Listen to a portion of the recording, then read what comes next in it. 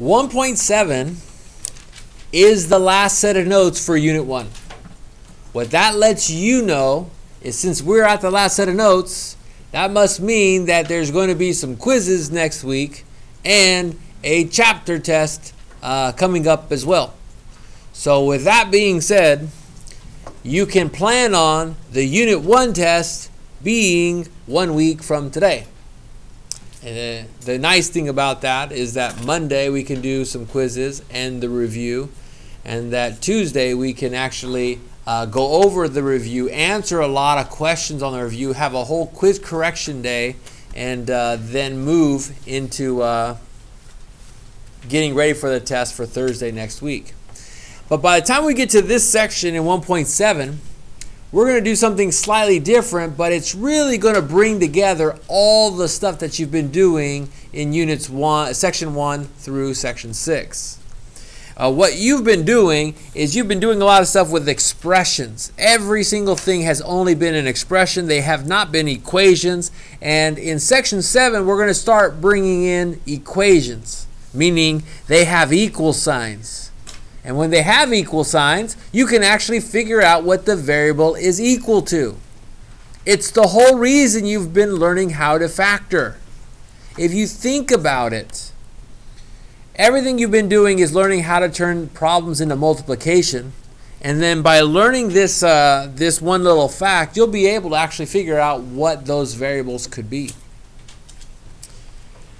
Before we get into the problems, we're going to use something called the zero product property. And I want you to know that there are no other product properties out there.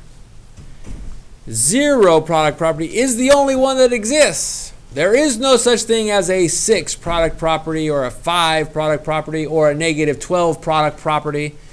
It is the zero product property is the only property that works when there's a product. What it says is this: if I know that the product of two unknowns is equal to 0, I don't know what A is, I don't know what B is, but if their product is equal to 0, then either A has to be 0 or B has to be 0, or both A and B have to be equal to 0. That should make sense to you.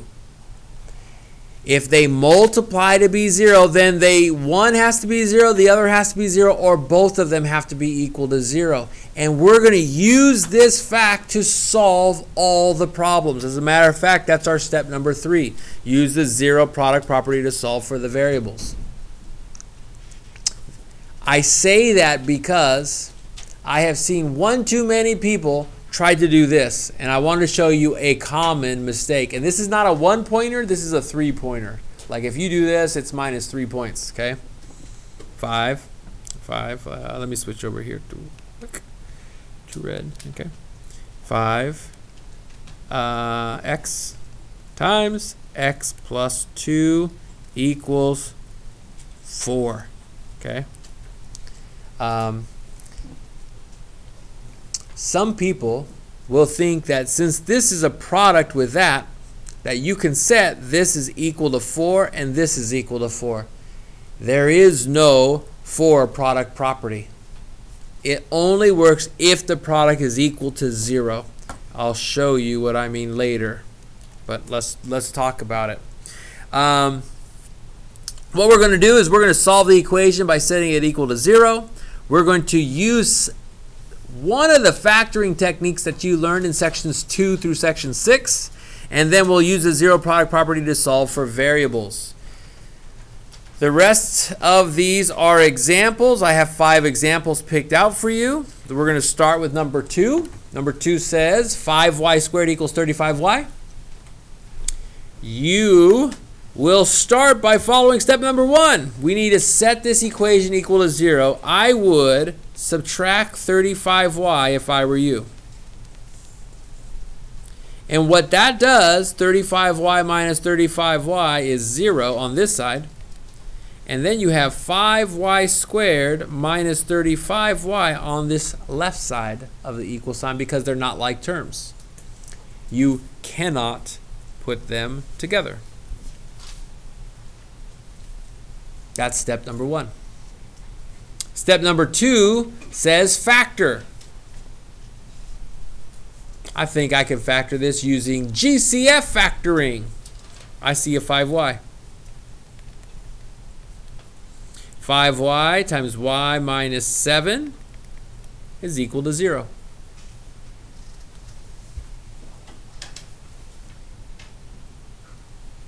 And once you get here, this is where you have this times this equals 0. We can use the zero product property. Because the product is equal to 0, then I can say, well, either the first group has to equal 0 or the second group has to equal 0. This unknown has to equal 0 or this unknown has to equal 0. And we can actually figure out what y has to be in both cases. In this case, y would have to be equal to 0. 5 times 0 equals 0. In this case, plus 7, y has to be equal to 7. And so our possible answers, I'm going to put in something called a solution set bracket in order from least to greatest. What this means is that my solutions are 0 or 7 or both. And they're always written in these curly braces or curly brackets from least to greatest. You can always check to see if you did it correctly by plugging the number in. If I plug in 0 in here and 0 in there, does it work? If I took my calculator and plugged 7 in and did 5 times 7 squared, I bet you that that would be the same thing as 35 times 7. But you can check. Would somebody do that for me, please? What is 5 times 7 squared? I have no idea. Just say it out loud when you get it.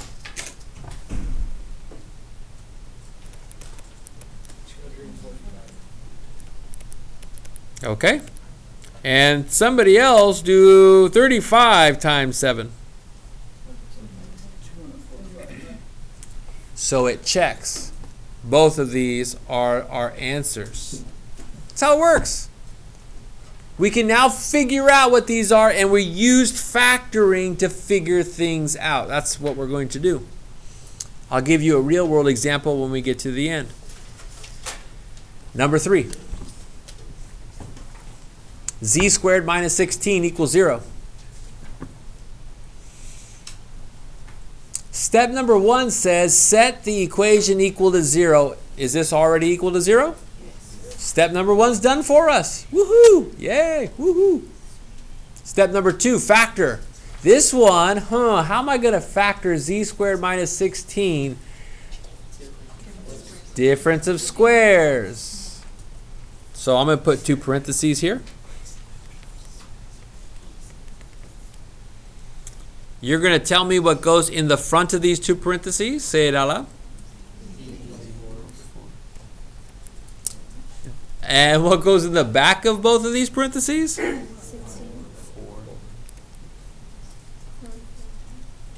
It's okay. And the signs for difference of squares, one needs to be what and one needs to be what? Positive and negative. So there we go. If you want to check by foiling, this should equal the thing above it. And since this is a product, since this multiplies this and it equals 0, there's this thing called the zero product property. It's a fact. It's accepted by mathematicians that say, hey, if you know that 2 things multiplied equals 0, then we can say either this first factor has to be equal to 0 or the second factor has to be equal to 0. And I bet you can figure out what your 2 solutions should be. Z is either going to have to equal -4 or Z is going to have to equal +4. You're going to try to keep your dear old teacher happy, and put your answers in a solution set bracket in order from least to greatest. What if I put plus or minus there? You could do this as well if you wanted to. If you really are like, I'm fancy, you can put plus or minus in a solution set bracket. That means positive 4 and a negative 4.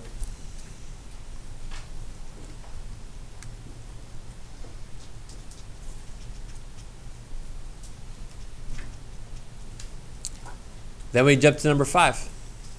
It's not hard. Step number 1. Is step number 1 already done for us on this problem? Yeah. Not every time, but this time it is. Step number 2, we're going to have to factor. We have to turn this from an adding and subtracting problem into multiplication. Now, before you jump into it, I'm going to put a B here and a B here. This is just like what we talked about when we were going over homework. The most common mistakes are people think that, that students get confused. Is it 6 and 1 or is it 2 and 3? 6 and 1 or 2 and 3? Look at what you think it is and have a quick discussion whether it's 2 and 3 or 6 and 1 with your partner and how come. Discuss. 2 and 3.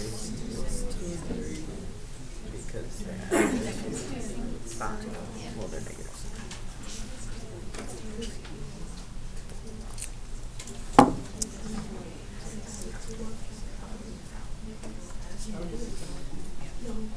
By a show of hands, how many 2 and 3s are there? Raise your hand. How many 6 and 1s are there? Raise your hand. And the majority was correct. The people who said 2 and 3 are correct. Let me show you why. 2 and 3. The only way to get this to work is to have a negative 3b and a negative 2b adds to a negative 5b, and a negative 2 times a negative 3 is a positive 6. If you thought, because this is a common one, what is, this makes 1b, this makes negative 6b, which adds a negative 5b, but what we always have to check, last times the last. What is negative 6 times positive 1? Doesn't make that positive 6. And you'll realize that the 1 and the 6 doesn't work. Very common mistake on this one. I see it all the time. I actually see it with these two problems, and then like a 12 and a 10. You'll see another one that I see a lot. Okay, now you're ready for an honors math 2 level problem. Everything you've seen so far have been basics. Things that I would be able to expect a regular math 2 student to do. And then we go to number 10, and I go, yes, we're finally at an honors math 2 problem that is right at your ability. A little bit more challenging. Not too hard, just a little bit more challenging. Because that's what you signed up for.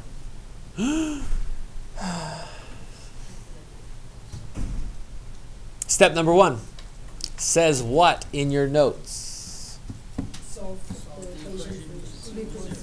Does this equation equal 0? No. We got to get it to be. So I'm going to recommend that you move the 8x and the 12 to the other side. Because we're going to the opposite side, we do the opposite by subtracting the 8x and subtracting the 12. And 12 minus 12 and 8x minus 8x is equal to 0. Now on this side, these are not like terms. I cannot put any of that together, so I'm just going to write 2x to the third plus 3x squared minus 8x minus 12, just like that.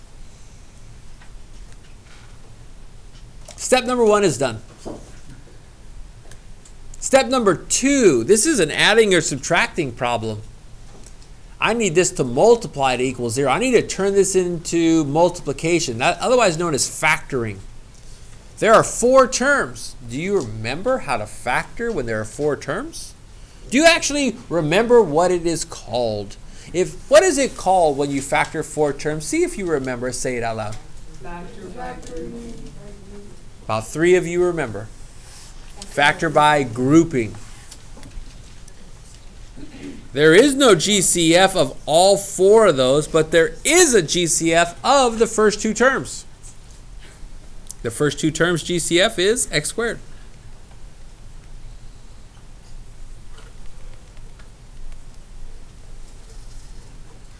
I want these 2 terms to match. I want this group to match, I should say. I have a negative 8x that's being subtracted by this group and a negative 12, so there's got to be something else that I need to factor out from here, which is I'm probably going to factor out a negative 4.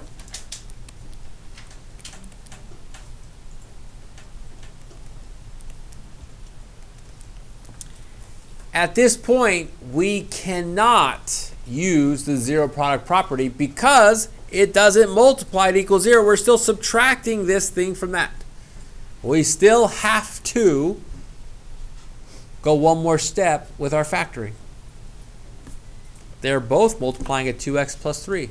Do you know what you can pull out? Do you know what goes in the parentheses? The first parenthesis is going to be what? Say it out loud. You could actually be either one. I heard 2 people say different things. Most of the time I will pull out the 2x plus 3 as the GCF, and the remaining 2 GCFs will be in parentheses.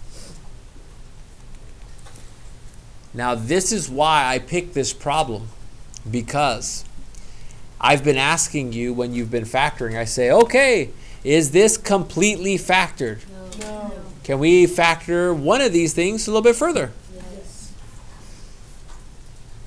What is the x squared minus 4 factor to? Do you know? Plus 2x minus 2.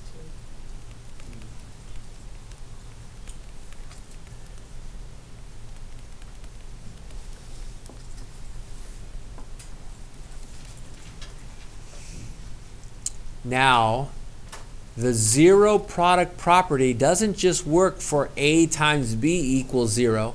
It also works for a times b times c equals 0 as well. Meaning, this times this equals 0. Either this first factor is equal to 0, and the second factor could be equal to 0, and the third factor could be equal to 0. We could find 3 solutions here. As a matter of fact, because this is x to the 3rd power, because it's to the 3rd degree, there are 3 possible solutions. In Math 3 and even into calculus, you would actually learn that the same degree as the exponent is how many possible solutions there can be, up to, just so you know. So that means that I can set each of these, the 2x plus 3 equals 0. I can set the x plus 2 equals 0, and I could set the x minus 2 is equal to 0 to find the 3 solutions. I could go slowly through this. Some people get confused, but I'm going to do this real quick. There's that. There's that. There's that. If you need me to slow down, let me know. But what I like to do is find my 3 solutions, and then I like to put them in order from least to greatest. Negative 2, negative 3 halves, positive 2.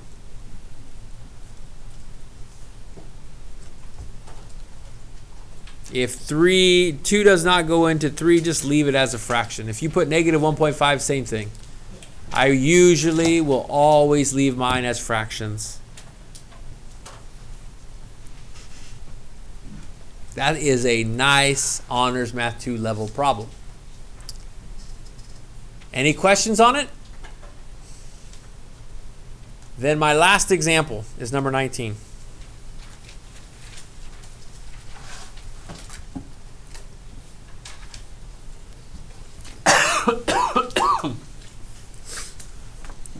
Here's a volume of a rectangular prism. This reminds you, or should remind you, of a homework question we had last time that I went over on the homework the beginning of class. The volume of a rectangular prism is 2x to the third plus 54 cubic inches. If the height of the prism is 2 inches, find the area of the base in terms of x. What they're telling you is you have a rectangular prism. You know what its volume is, and its height is 2. They're asking you to figure out what this area of the base could be. What are they telling you to do? Factor out the 2 from this to find out what's remaining. So for part A, if you have 2x to the third plus 54, and you know that the height is 2, it's 2 times the area of the base is going to equal the volume.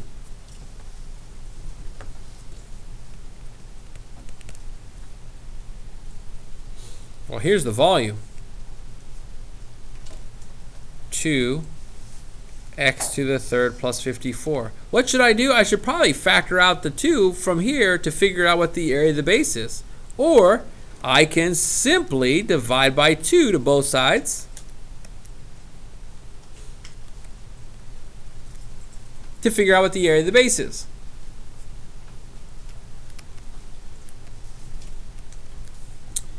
Let's see.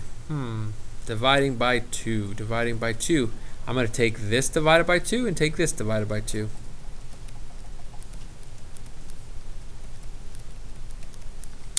Two goes into 2 evenly. 2 goes into 54. 27 times. The area of the base must be x to the third plus 27. Which is the answer for part A.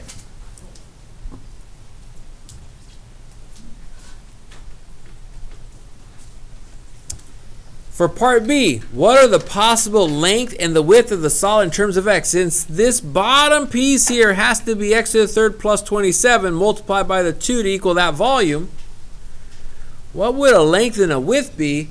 We need to split this apart into 2 things that multiply to be it, otherwise known as factor it. I just taught you a method that you can factor this with.